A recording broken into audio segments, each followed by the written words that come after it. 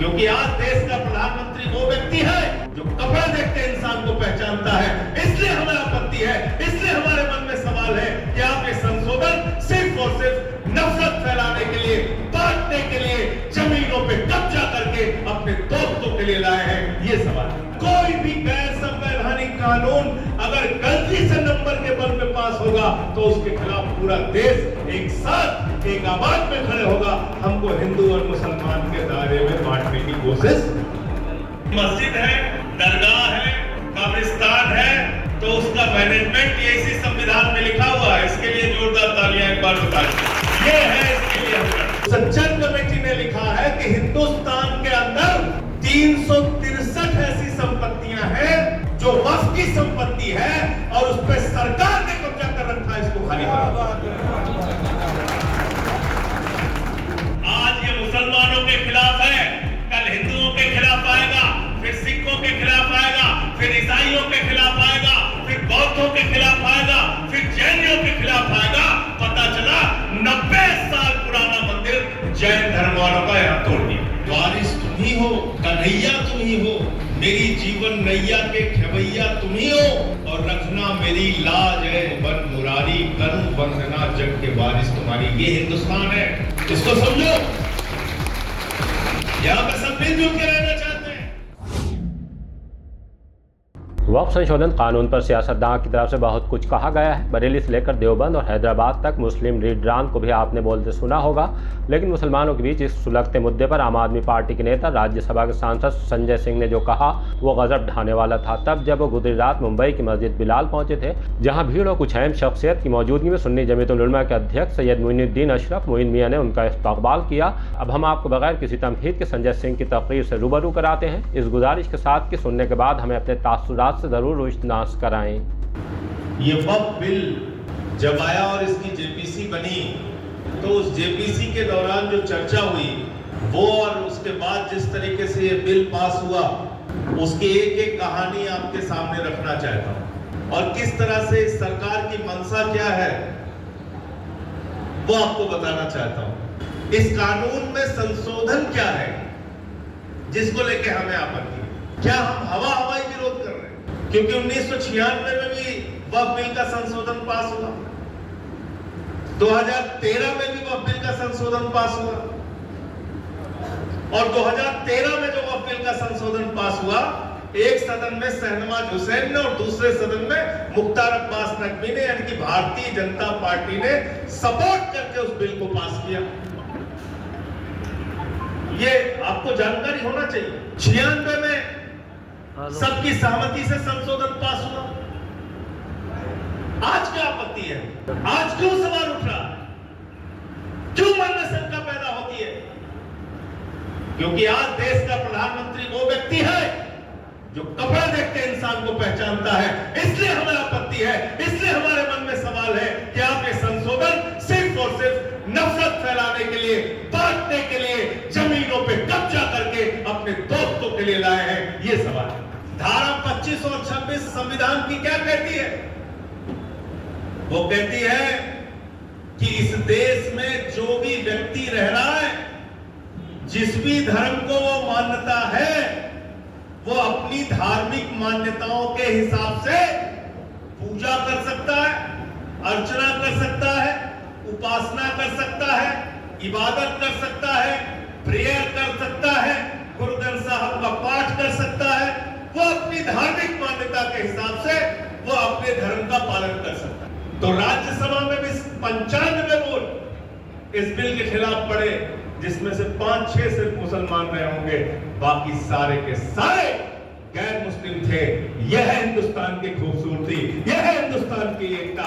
इसलिए हिंदुस्तान सेकुलर है, इसलिए हिंदुस्तान धर्मनिरपेक्ष है, और इसलिए इस देश के अंदर कोई भी गैर संवैधानिक कानून अगर गलती से नंबर के बल पे पास होगा तो उसके खिलाफ पूरा देश एक साथ एक आवाज में खड़े होगा। हमको हिंदू और मुसलमान के दायरे में बांटने की कोशिश नहीं करना। लड़ाई इस बात की तो वक्फ बाय यूजर एक संपत्ति मान लीजिए मस्जिद के रूप में इस्तेमाल हो रही है, मदरसे के रूप में इस्तेमाल हो रही है, दरगाह के रूप में इस्तेमाल हो रही है, सैकड़ों साल से इस्तेमाल हो रही है, वो वक्फ बोर्ड में दर्ज भी है। अब आप कह रहे हो उसके कागजात लेके आओ, तो कागजात तो ऐसे बहुत सारे धार्मिक संस्थानों के नहीं मिलेंगे, कहां से लाएगा? 150-200 साल पहले का कागज कहां से लेके आएगा? कहां से वो कागज लेके आएगा? तो मैंने इनका एक कागज पकड़ा और मैं चाहता हूं ये सब कुछ मैं आपको दे दूंगा हजरत, ये सब आपके पास होना चाहिए। 2013 में जब संशोधन बिल पास हुआ, संशोधन बिल में एक बात ये भी लिखी थी कि वक्फ की जो संपत्तियां हैं वो ऑनलाइन होनी चाहिए। ये मोदी जी का ये कानून नहीं, 2013 के कानून कि इसका कंप्यूटराइज होना चाहिए, ये ऑनलाइन होनी चाहिए वक्फ की जो संपत्तियां, जो मैं समझता हूं कोई गलत बात नहीं, कोई गलत बात नहीं। तो मोदी जी आ गए 14 में, तो 14 से मोदी जी ने पूरी मेहनत शुरू कर दी और उन्होंने खूब मेहनत की और मेहनत करके एक एक राज्य की जो जमीन थी, बोले वक्फ की जमीन रजिस्टर करो, वक्फ की जमीन रजिस्टर करो, वक्फ की जमीन का रिकॉर्ड दो, वक्फ की जमीन को ऑनलाइन करना है, वक्फ की जमीन को ऑनलाइन करना है। तो 2019 में उस समय के केंद्रीय मंत्री मुख्तार अब्बास नकवी का बयान है, सारे लोग पढ़ लेना, मैं भेज दूंगा हजरत के पास। उन्होंने बयान दिया कि हिंदुस्तान की सारी वक्फ की संपत्ति 100% वक्फ की संपत्ति डिजिटाइज्ड है, ऑनलाइन है, उसके सारे कागजात की जांच की जा चुकी है। फिर कागज किस लिए चाहिए तुम्हें? फिर किस बात के लिए कागज चाहिए? जब आपके मंत्री ने खुद कहा कि 100% संपत्तियां डिजिटाइज्ड हैं, वो ऑनलाइन हो चुकी हैं वामसी पोर्टल पे, तो फिर आपको कागज किस बात के लिए चाहिए भाई? झगड़ा कराने के लिए कागज चाहिए? आपकी सरकार मान चुकी है, ये सारे की सारी संपत्ति डिजिटाइज्ड है, सबके रिकॉर्ड है। फिर क्या फैलाते हैं बीजेपी वाले? कहते हैं भैया ये वक्फ वाले जो हैं, ये किसी भी जमीन को अगर कहते हैं कि वक्फ है तो वक्फ हो जाती है। क्या कहते हैं? कहते हैं किसी भी जमीन को अगर कह दें कि वक्फ है तो वक्फ हो जाती है। रेलवे स्टेशन पहुंचे कहते वक्फ है, वक्फ हो गया रेलवे स्टेशन। बस अड्डा पहुंचे गए वक्फ है, वक्फ हो गया। मुंबई एयरपोर्ट पहुंचे बोले वक्फ है, वक्फ हो गया। मैंने कहा ऐसा हो रहा है?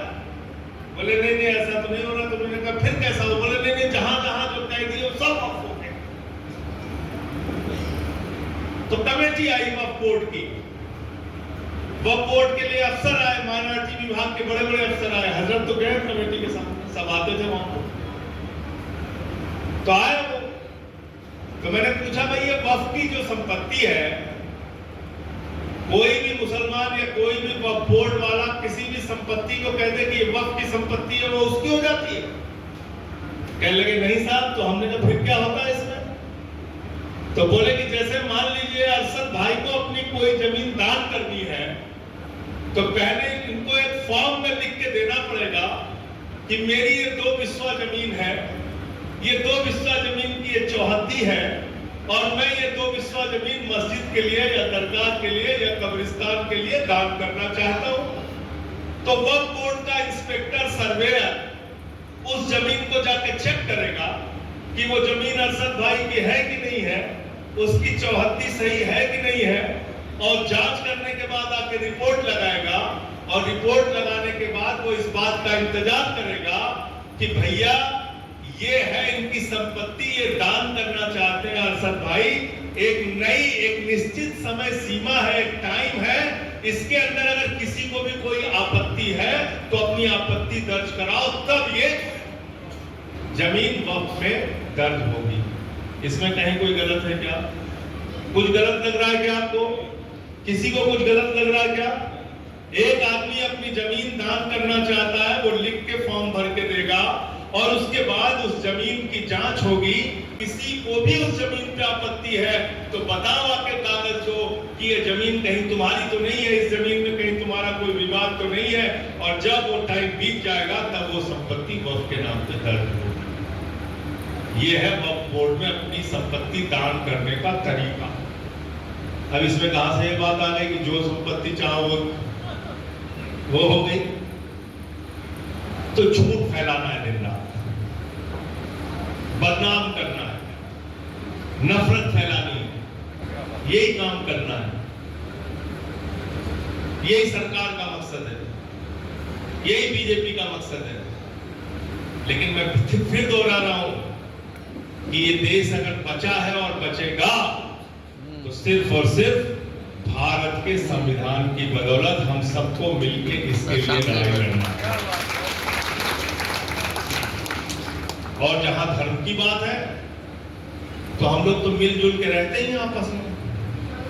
आप चले जाइए दरगाहों, आप चले जाइए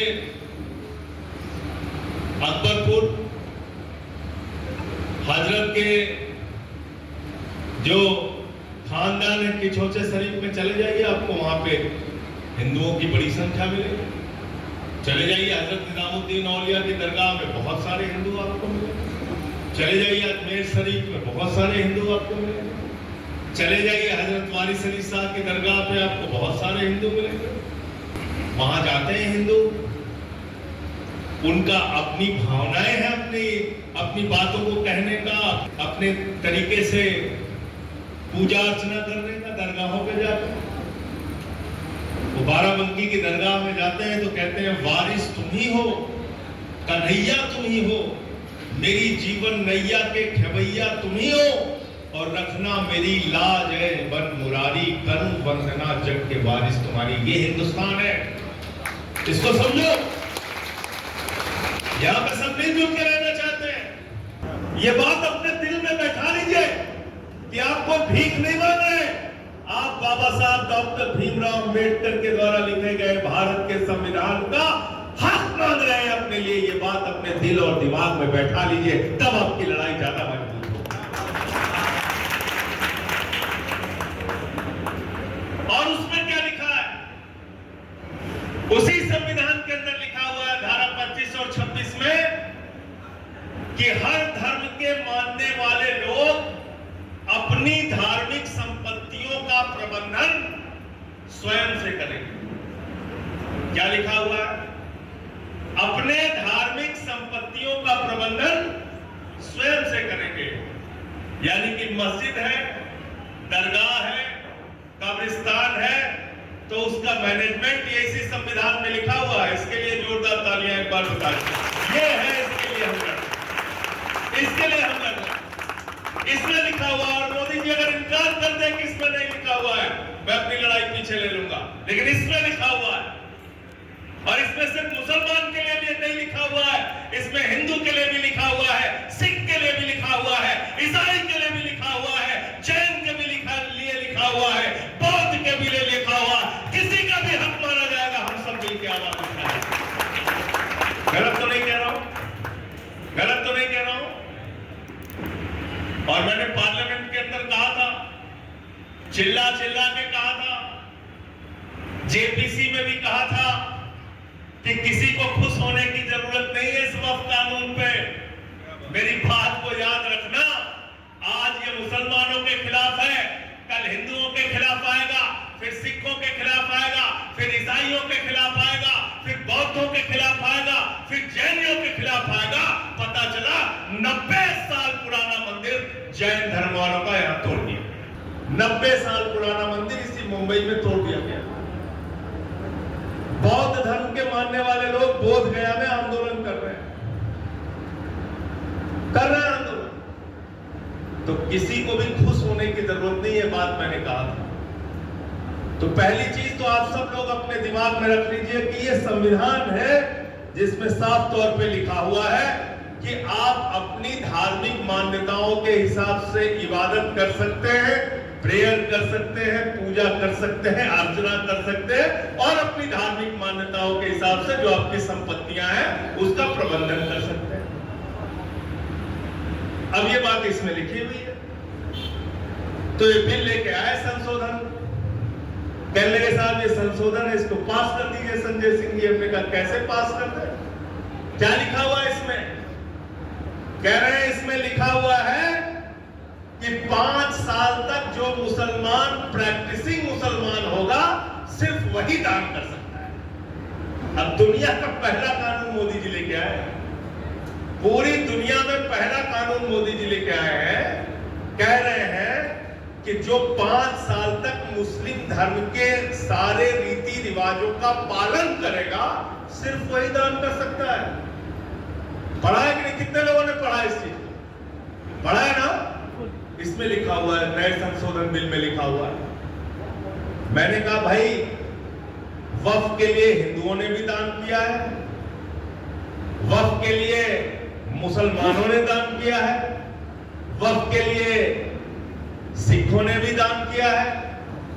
पूरे दुनिया के जितने भी कानून आप पढ़ेंगे उसमें साफ तौर पे एक ही बात लिखी हुई है, आप अपनी संपत्ति को दान कर सकते हैं, आप अपनी मर्जी के मालिक हैं। अगर संपत्ति आपकी है तो आप उसको मस्जिद को दें, कब्रिस्तान को दें, दरगाह को दें, वो मंदिर के लिए दें, गुरुद्वारे के लिए दें। ये हक आपका है, किसी दूसरे आदमी का।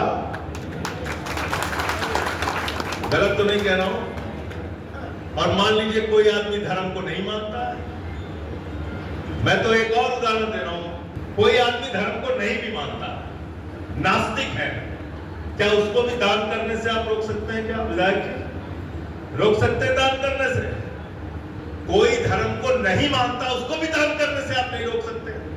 लेकिन आपने इस वक्फ संशोधन में लिख दिया कि साहब जो 5 साल तक मुस्लिम धर्म के रीति रिवाजों को मानेगा सिर्फ वही दान कर सकता है। मैंने कहा भैया ये पता कैसे करोगे?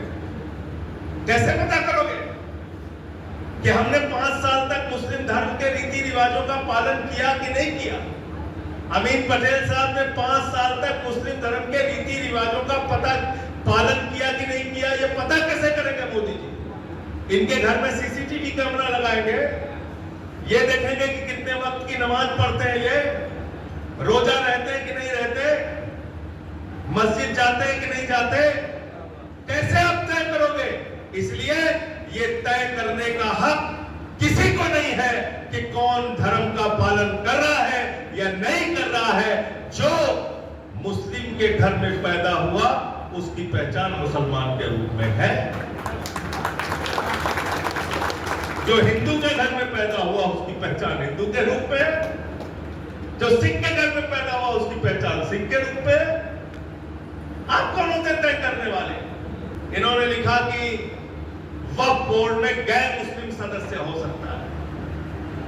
हमने कहा आप बताइए देश की किसी भी धर्म के अंदर, चाहे वो मंदिर की कमेटी हो, गुरुद्वारा की कमेटी हो, ईसाई धर्म के लोगों की कमेटी हो, उनके चर्चों की कमेटी हो, क्या आप गैर ईसाई को, गैर हिंदू को, गैर सिख को उनकी कमेटी में रख सकते हैं? बोले नहीं साहब नहीं रख सकते। तो हमने कहा यहां क्यों रख सकते हैं? इसलिए कि आपको झगड़ा करना है, आपको विवाद पैदा करना है, तो उसका विरोध किया। हमने कहा ये भी आपका बिल्कुल गलत तरीके से आप ये कानून लेके आए। तीसरी बात क्या, जो बार बार ये लोग कह रहे थे, मंत्री जी ने कहा, सबने कहा कि भाई वो सच्चर कमेटी की रिपोर्ट है, आपको पता नहीं है, उसने लिखा है कि 12,000 करोड़ रुपए कमा सकते हैं। फिर मैंने हजरत मेहनत किया थोड़ा, मैंने पढ़ा वो सच्चर कमेटी की रिपोर्ट, मैंने वो सच्चर कमेटी की रिपोर्ट पढ़ा, और जब मैंने वो सच्चर कमेटी की रिपोर्ट पढ़ के पाल साहब की जो कमेटी अध्यक्षता में जो कमेटी थी जेपीसी के सामने रखा, तो एक भी भारतीय जनता पार्टी के सदस्य के मुंह से आवाज नहीं निकली, सबके मुंह में कहीं जम गया नहीं। क्या लिखा है उस सच्चर कमेटी ने? उस सच्चर कमेटी ने लिखा है कि हिंदुस्तान के अंदर 363 ऐसी संपत्तियां हैं जो वक्फ की संपत्ति है और उस पर सरकार ने कब्जा कर रखा है, इसको खाली करो। तो मैंने कहा भैया इसमें तो ये लिखा हुआ है। कहने लगे हाँ लिखा हुआ है। हमने कहा ये लिखा हुआ है, साफ साफ पढ़ो। बोले हाँ लिखा हुआ है। हमने कहा पढ़ो तो इसको ठीक से। कहने लगे नहीं लिखा तो। अब जो लिखा हुआ है तो उससे कैसे मना कर दे? तो हमने कहा तुम अपने फायदे की चीज पढ़ते हो और जो उनके फायदे में जो बात लिखी हुई उसको आप नहीं पढ़ते हो। और मैंने कहा कमाई कैसे करेंगे? कैसे कमाई करेंगे? वक्फ में क्या आता है? मस्जिद आती है। वक्फ में क्या आता है? कब्रिस्तान आता है। वक्फ में क्या आता है? दरगाह आती है। वक्फ में क्या आता है?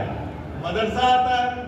तो मैंने कहा अब जो इमाम साहब लोग यहाँ पे बैठे हैं, ये टिकट लेके खड़े हो जाएंगे मस्जिद के सामने कि भाई मगरिब की नमाज का इतना टिकट है, ईसा की नमाज का इतना टिकट है, जोहर की नमाज का इतना टिकट है।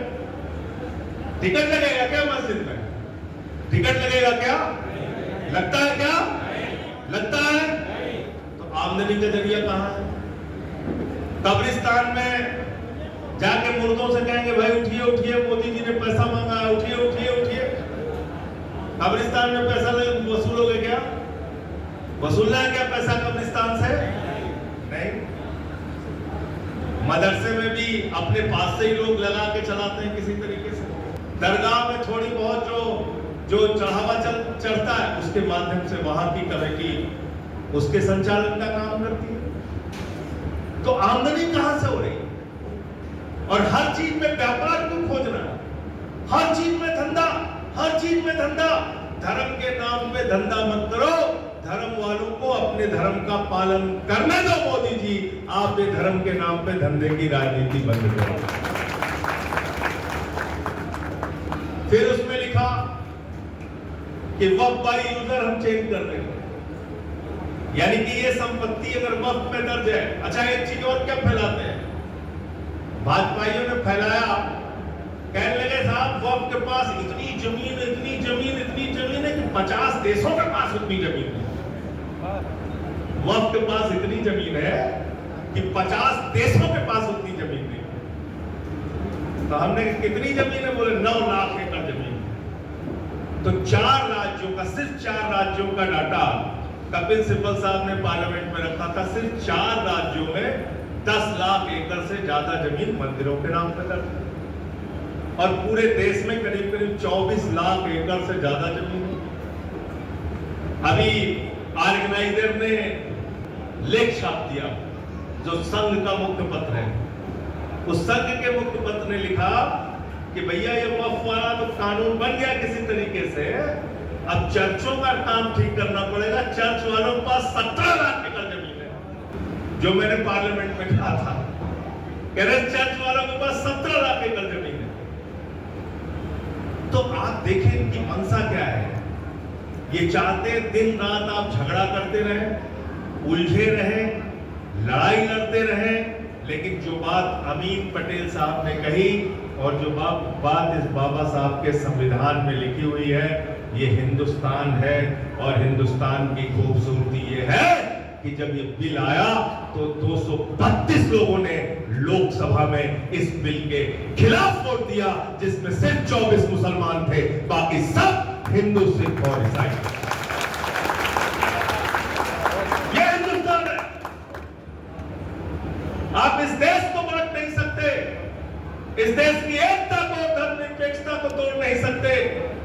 आज 232 लोग अगर लोकसभा में खड़े हुए तो उसमें सिर्फ 24 मुसलमान थे, बाकी सब गैर मुस्लिम थे जिन्होंने इस बिल के खिलाफ वोट दिया। इसलिए वोट दिया क्योंकि ये बाबा साहब के संविधान के खिलाफ है।